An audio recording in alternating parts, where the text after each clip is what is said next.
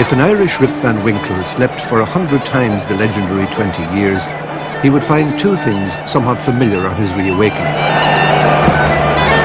the Gaelic language and hurling. They are now greatly changed, but their cure remains. Hurling is the Irish version of the ball and stick game known in many parts of the world. In the Cuchulainn legend, at least 1,000 years old, but purporting to refer to a much earlier period, the ball and stick are used not only for play but for killing. As a game, it may have developed from a form of hunting, when a stick was used to propel a stone into a flock or a herd.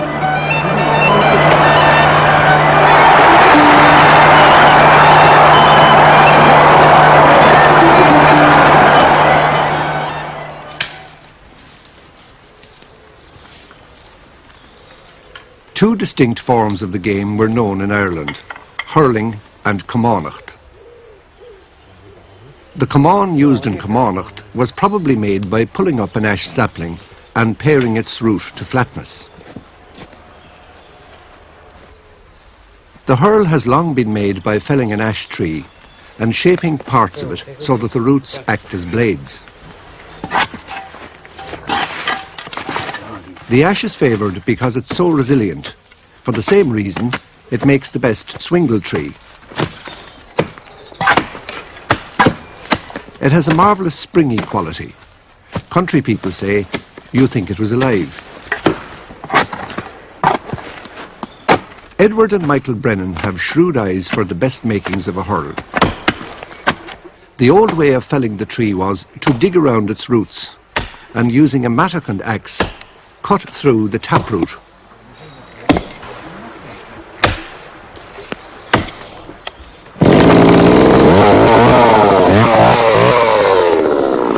Today, the chainsaw is used as its tip cuts down at an angle into the roots. This is not possible with a handsaw.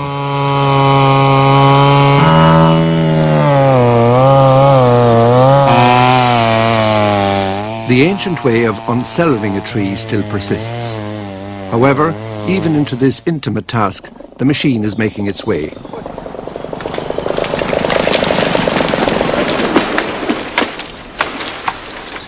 That's not too bad now. Clean enough. No, that's a good stick.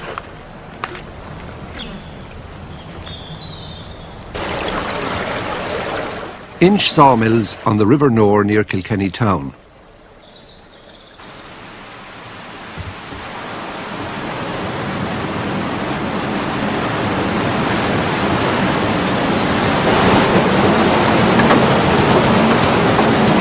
Liam Brett starts the mill by turning the wheel that will cause other wheels to turn.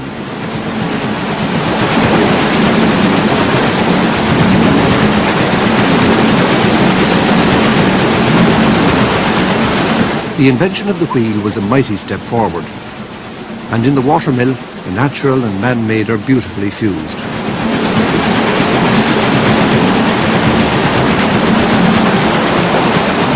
At the end of this power sequence is a modern wheel, the circular saw.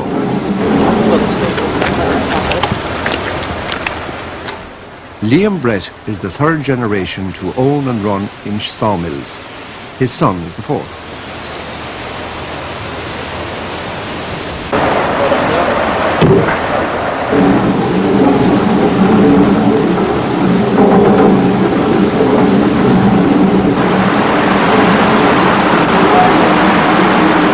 It doesn't require a calculator to work out what a massive saving on electricity he's making by using water power.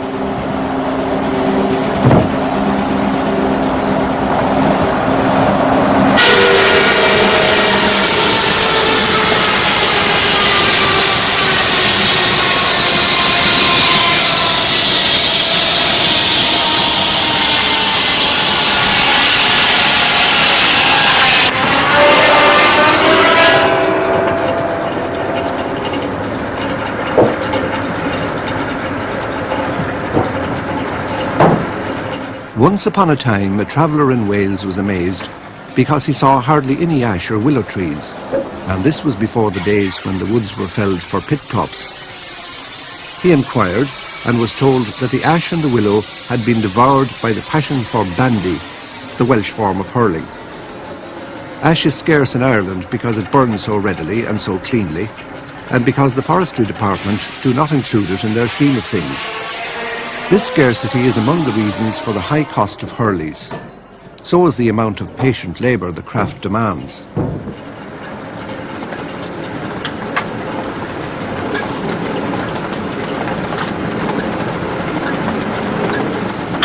Hurls are being made from fiberglass and plastic, but they lack the spring and resilience of the wood.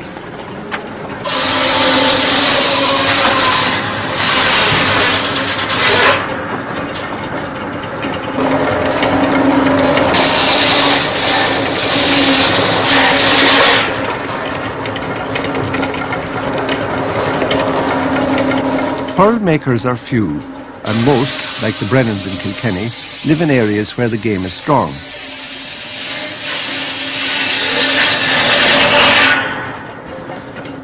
John Surlis is an exception. He plies his craft in modest Raden, County Roscommon, a county where Gaelic football is king.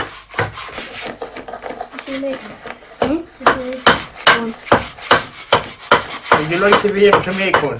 Yeah. Will you get, if you have the time, you can watch me. What is that? Ash. They call the plant because it's a young egg. Do you see how it's made now? Yeah.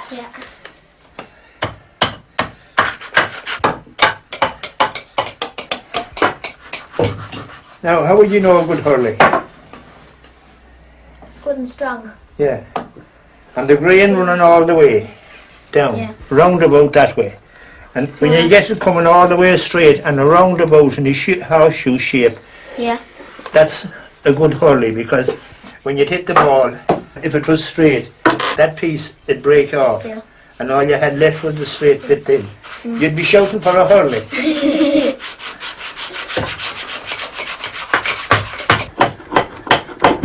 And you cut it in the fall of the year, from October till March, and the sap is in the centre of the din, and down in the root, and it won't take so long to season. If you cut it in summertime, it'll be all sap and soft. And you never heard of Christy Ring? No. Well, he was supposed to be the best hurler in Ireland, and he died a few years ago.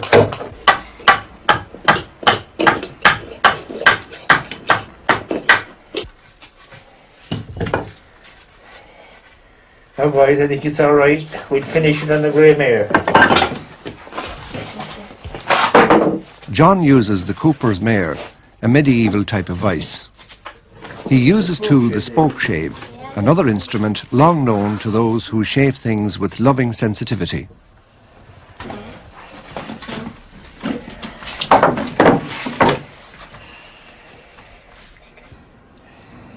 Now, all I'll have to do is take the track of the saw.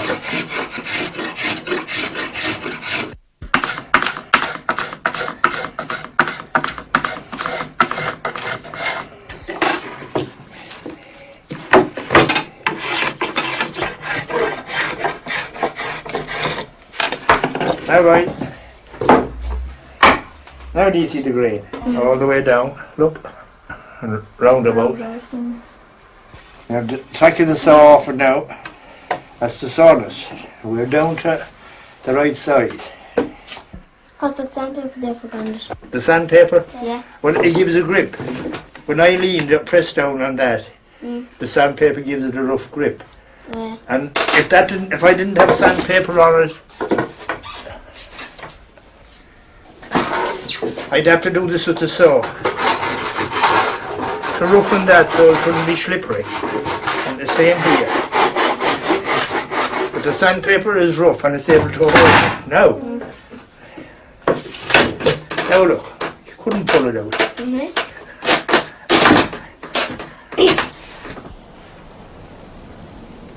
The Butler Castle overlooks the River Nore. Kilkenny town is the home of Raymie Dowling, maker of the well-known Star Hurley. He gets his ash trees planked by Liam Brett. his son Tom marks out a batch of hurls.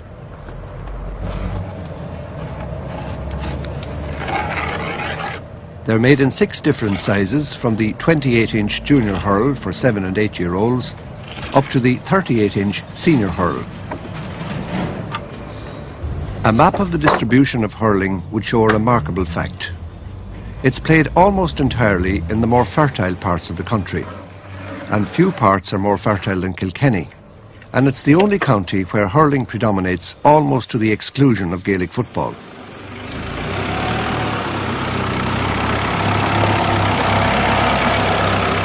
Raymie Dowling is among its folk heroes. He was a goalkeeper, an art for which the county is especially famous. He belongs to a great line that includes Jimmy O'Connell, Ollie Welsh and Noel Skeen. A hurling goalkeeper's margin of error is like that of a batsman in cricket. Tantalising, the tiniest error can undo him. It's among the reasons for Raymie Dowling's expertise in the making of hurls. A keeper uses 2 kinds of hurls, one for general play and another for taking a free stroke. The difference between the former and the latter is almost as great as that between the modern hurl and the ancient command.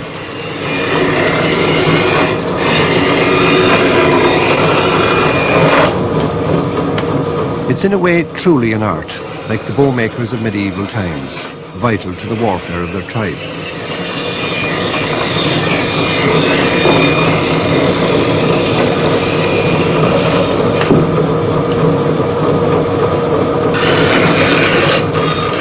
Shaping the hurl on the bandsaw is called sliding.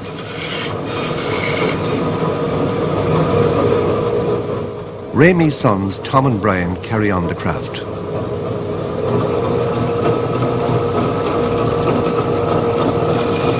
Raymie's wife Breda is the daughter of the late Tom Neary, the hurl maker, who started making hurls in 1921.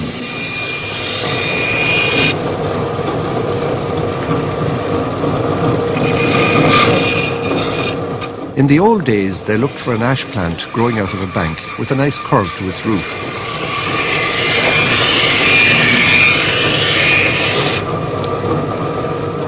Raymie also made hurls from white elm. But the handle had to be insulated, as one got a sting when one walloped the ball. Willow is also used.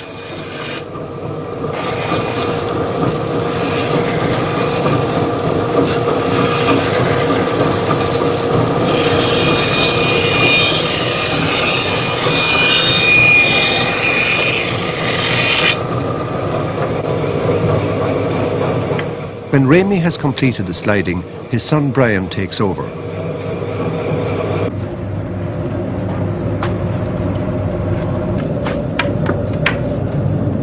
This is the same job that John Surlis was doing on the Cooper's mare, except Brian uses a bench stop. The tools are similar.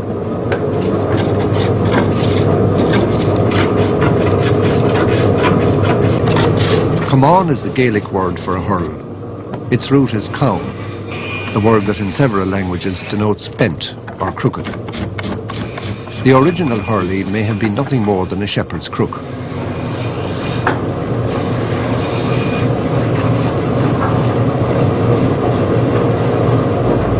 Today's hurl is the product of generations of experience and experimentation, and the experimentation goes on. Even the concept of a single piece of ash is no longer sacred. Some players, indeed, prefer a hurl with a segmented blade.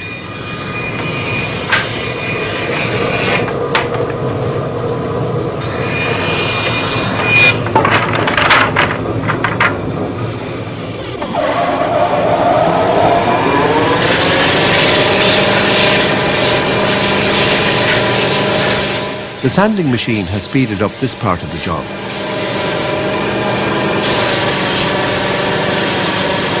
In the old days, a piece of broken glass was used to smooth the hurl.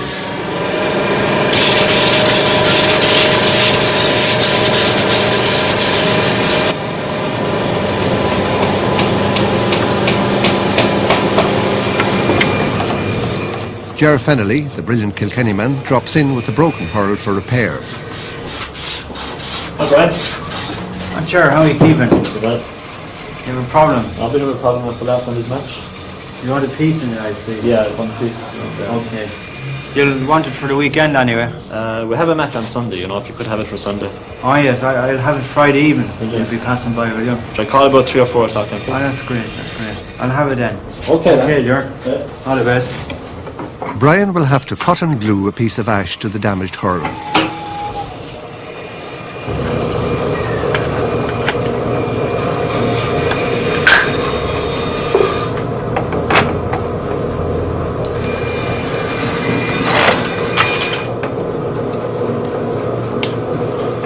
Hurling has about it a mystique that Gaelic football cannot match. One of the reasons is that it's the more skillful game, and part of the reason is that it's ancient.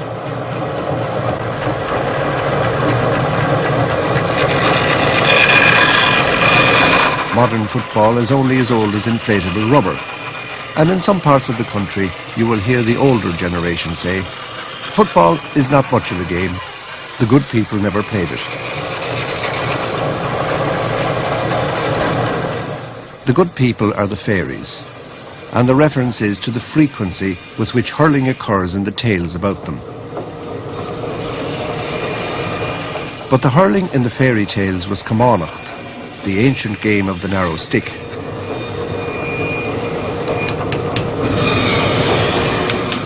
As distinct from the hurl, it had no boss or blade. It's often referred to as winter hurling, the other form, summer hurling. Summer hurling was like cricket, in that it was closely associated with the big house. Landlords kept teams of hurlers, just as their counterparts across the Irish Sea kept teams of cricket players. This inter-house rivalry was intense, and it was common in 18th century newspapers to see advertisements for hurling matches. The Act of Union and the decline of the big house brought this kind of competition to an end, and organised hurling languished until the coming of the GAA.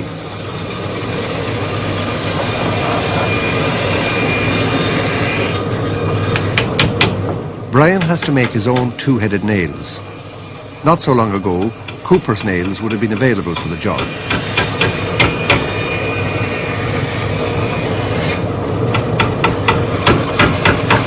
The hurling heartlands of today are almost all territories where once the summer game and the big house flourished. And all but one of these heartlands are in the southern half of the country. The exception is North Antrim, a reminder that the narrow sea between there and Scotland is less a boundary than a roadway. The foundation of the Gaelic Athletic Association had a curious sequel.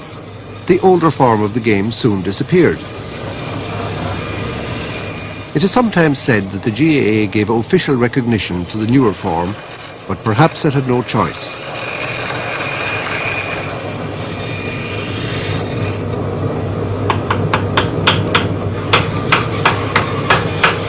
Gaelic football grew in popularity like grass in a showery May, and in many parts of the country seems to have supplanted winter hurling. Winter hurling survives now in the Scots Highlands in the form of shinty. It's a very different game from modern hurling, and attempts to create a compromise form have failed.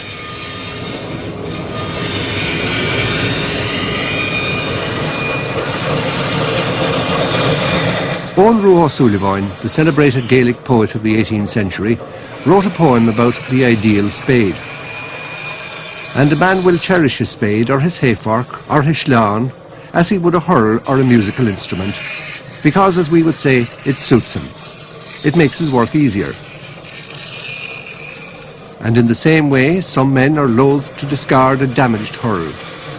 It may have a special feel which they fear they can never recapture, or they may believe that it is their lucky hurl.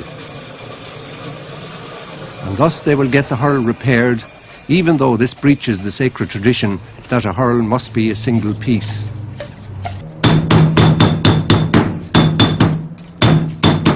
A band of metal also helps to strengthen the hurl.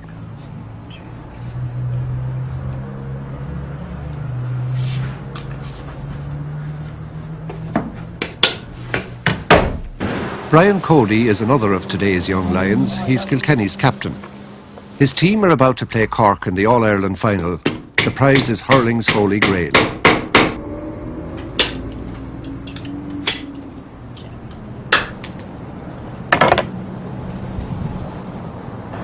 Hello, friend Raymie. Yeah, that's nice. Grain looks very good in that one. Yeah, good bit of timber, very good bit of timber. Ah, yeah, this is one I really fancy, alright. Here's the bands and that do them up.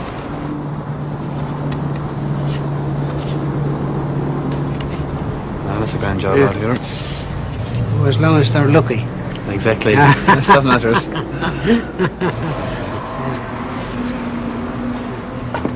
How about that one then? Here's another one, Brian. Another one. Keep I'll it never make me keep mind it up. out, huh? But that's a grand hurl, Raymie. It is. Yes, It feels very like the other one, this one here. yeah. A very similar type of hurls. Great grain in it again, and Grand. I like the handle, I like the grip. Yes, I suppose I better make up your mind anyway, Raymie. yes, yes. No, well, that's up to you. Suppose I took these two, how would that Yeah, be? that'll do grand, Brian. That'll Oh, do that's great, grand. Raymie. As long as they're lucky, that's the main thing. Hopefully they're 2 Yeah. grand sticks.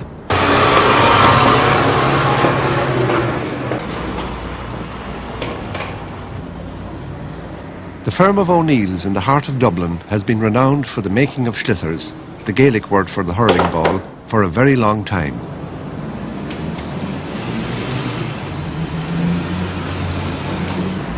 Liam Dargan uses all the techniques of a saddler and harness maker. The thread he prepares for sewing has a needle on each end and must be rolled and waxed to make it waterproof.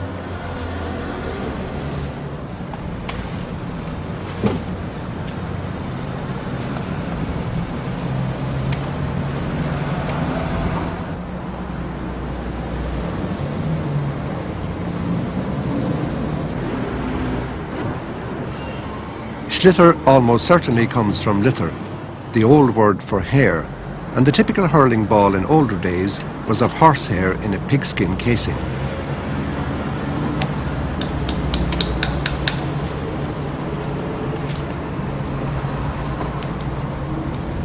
Not long ago, schlithers were the colour of natural leather, brown. White leather, a new introduction, makes the schlither easier to see, particularly when practising at dusk.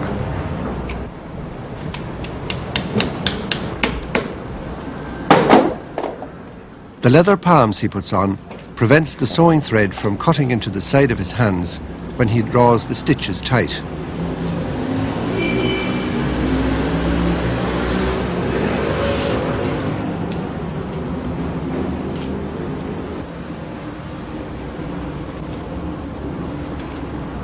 The modern ball is the subject of continuous experiment. The main ingredient is now cork, encased in spun yarn dipped in latex.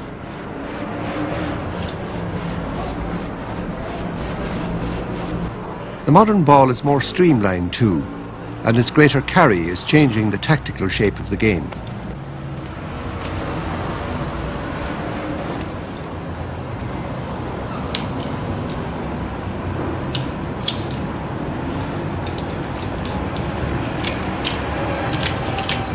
Such men as Liam Dargan do not see their names on the sports pages, but on the pitch they can see the effect of their handiwork.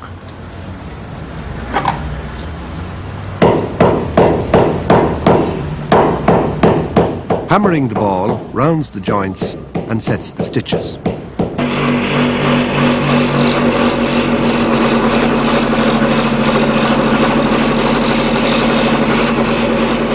When the cricket bat strikes the ball correctly, the meeting of willow and polished leather produces a sweet sound. So too does the wedding of ash and schlither.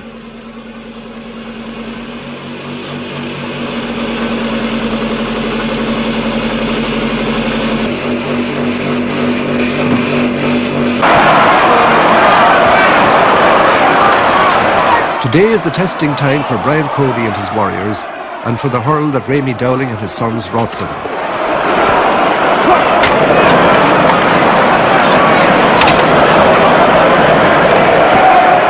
Kenny meet Cork in Dublin's Croke Park for the All-Ireland hurling final.